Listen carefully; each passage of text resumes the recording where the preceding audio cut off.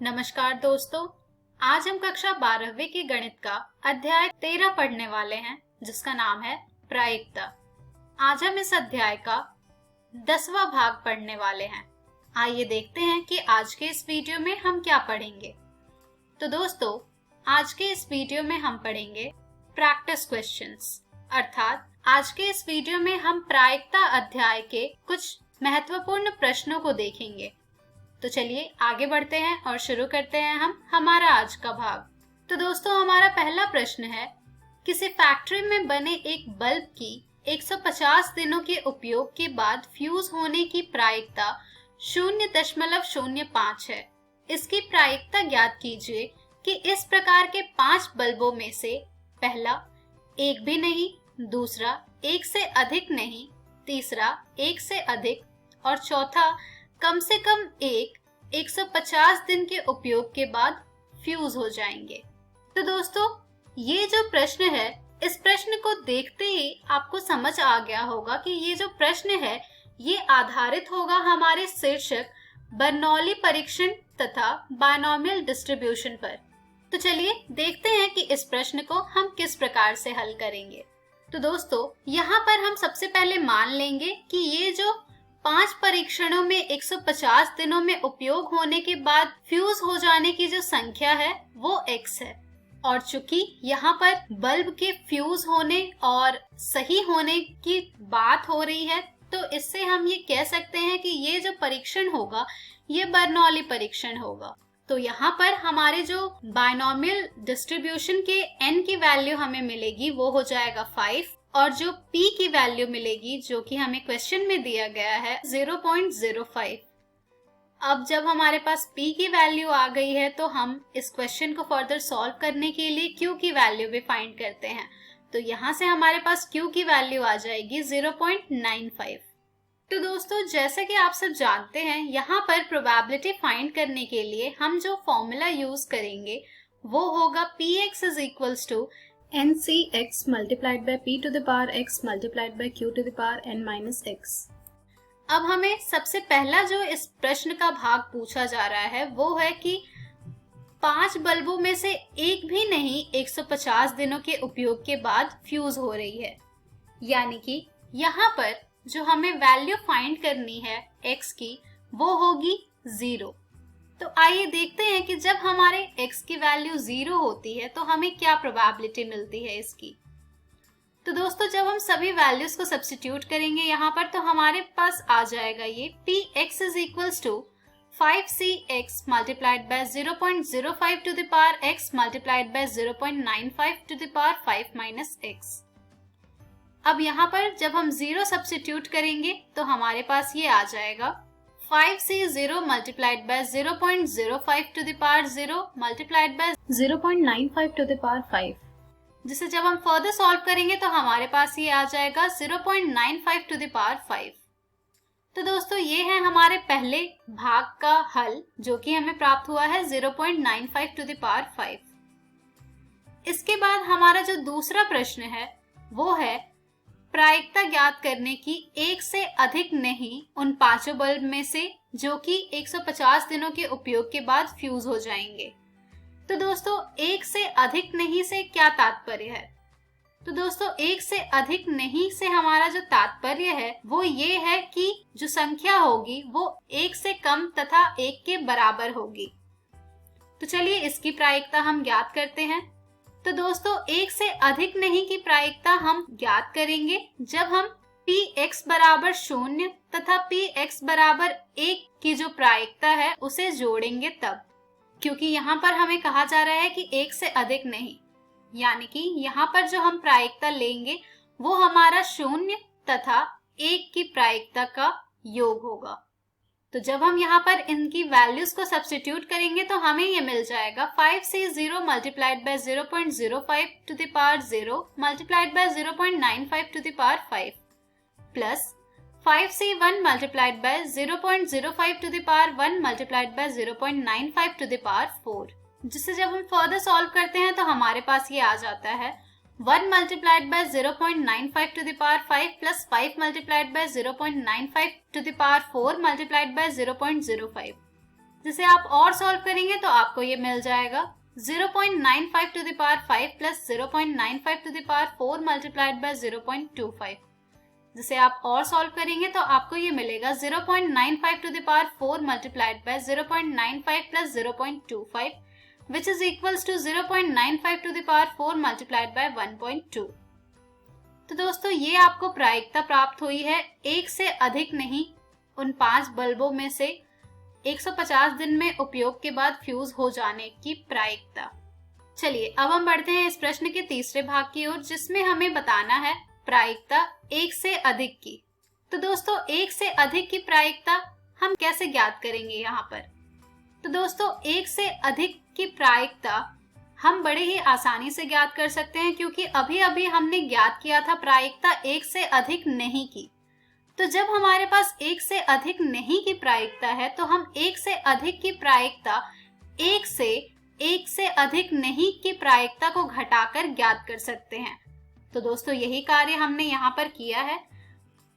एक से अधिक नहीं की प्रायिकता हमें प्राप्त हुई थी 0.95 to the power 4 multiplied by 1.2, जिसे कि जब हम एक से सब्ट्रैक्ट करेंगे तो हमें ये मिलेगा 1 minus 0.95 to the power 4 multiplied by 1.2।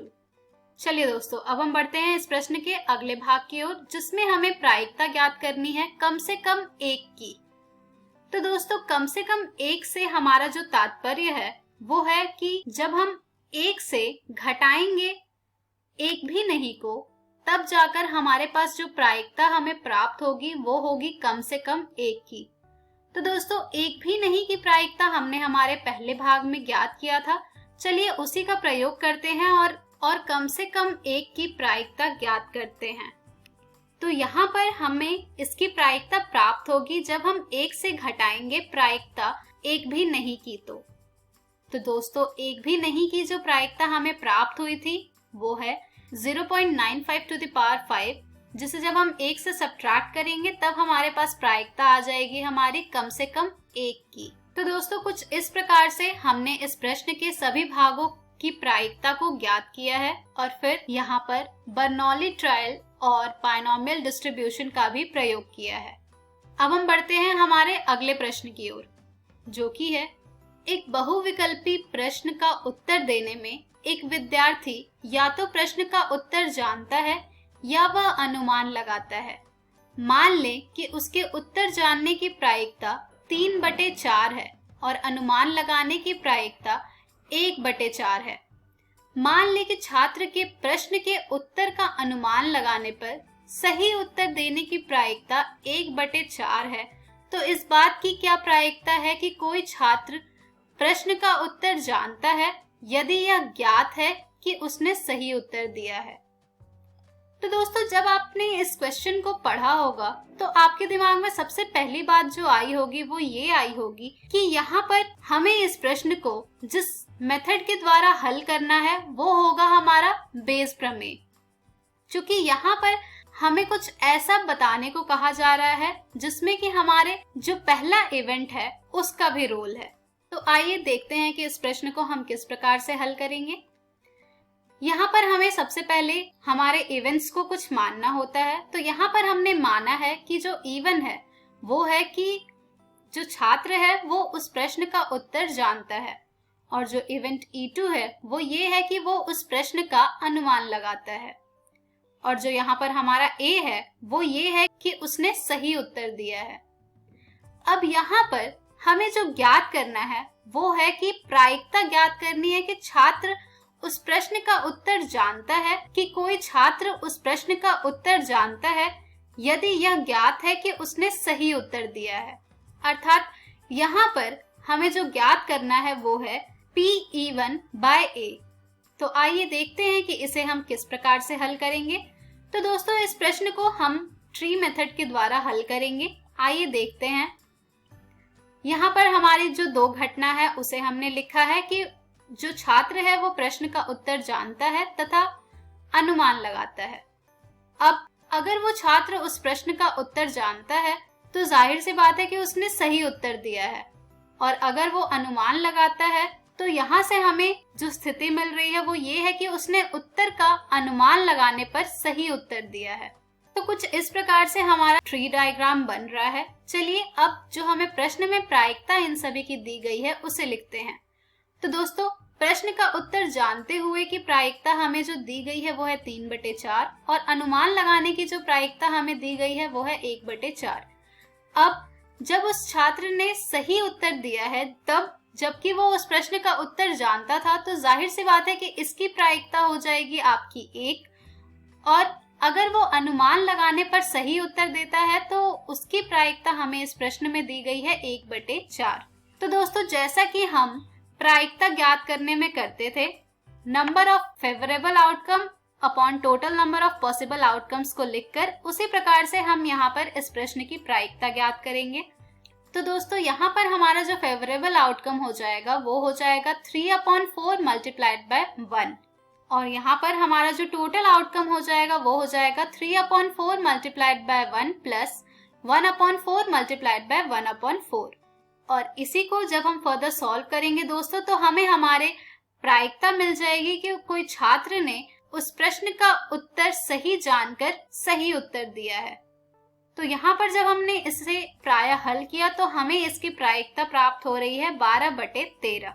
तो दोस्तों कुछ इस प्रकार से हम प्रश्नों को हल करते हैं। अब आइए देखते हैं कि बेस प्रमेय का प्रयोग करके हम इसे किस प्रकार से लिखेंगे।